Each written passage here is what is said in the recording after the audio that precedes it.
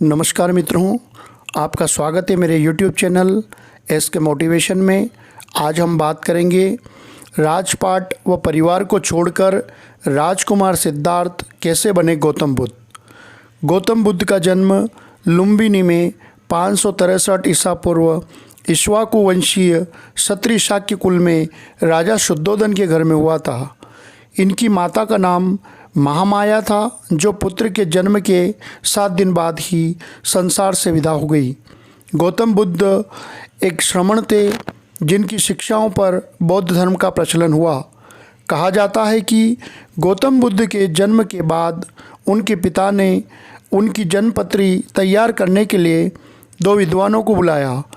उनमें से एक विद्वान ने यह भविष्यवाणी की कि नवजात शिशु बड़ा होकर एक महापुरुष बनेगा, यह संसार को त्याग कर संन्यास धारण करेगा।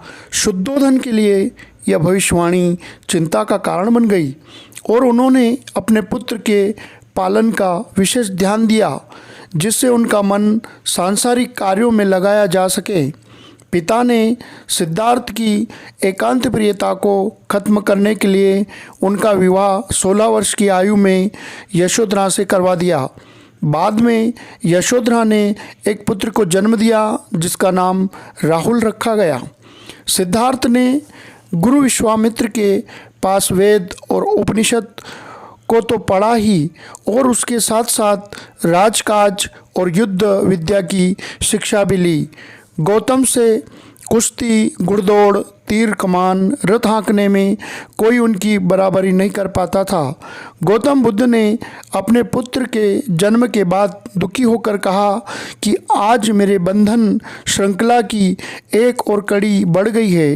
कहा जाता है कि बौद्ध साहित्य के अनुसार उनके जीवन की 4 घटनाओं ने उन्हें बहुत ही प्रभावित किया, जिससे उन्होंने घर छोड़ने का मन बना लिया। राजकुमार सिद्धार्थ अपने सारथी के साथ घूमने के लिए जाया करते थे। सैर करते समय उन्होंने भिन्न भिन्न अवसरों पर एक वृद्ध पुरुष, एक रोगी, एक मृतक और एक सन्यासी को देखा।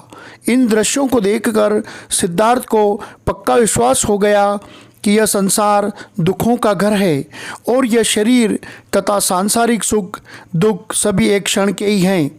इन सब के कारण सिद्धार्थ का मन अशांत रहने लगा। सत्य ज्ञान की प्राप्ति के लिए उन्होंने संन्यास ग्रहण करने का निश्चय किया। वैराग्य की भावना सिद्धार्थ के मन में प्रबल होती चली गई और उन्होंने एक रात अपने घर बार, माता पिता, पत्नी और पुत्र तथा राजसी ठाट बाट छोड़ वन में चले गए। उनका गृह त्याग वास्तव में महात्याग था। गृह त्याग करते समय उनकी आयु 29 वर्ष थी।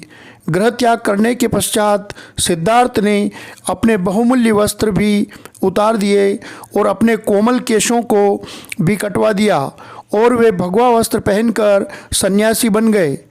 और वे बोध गया नामक स्थान पर एक पीपल के वृक्ष के नीचे बैठकर चिंतन करने लगे।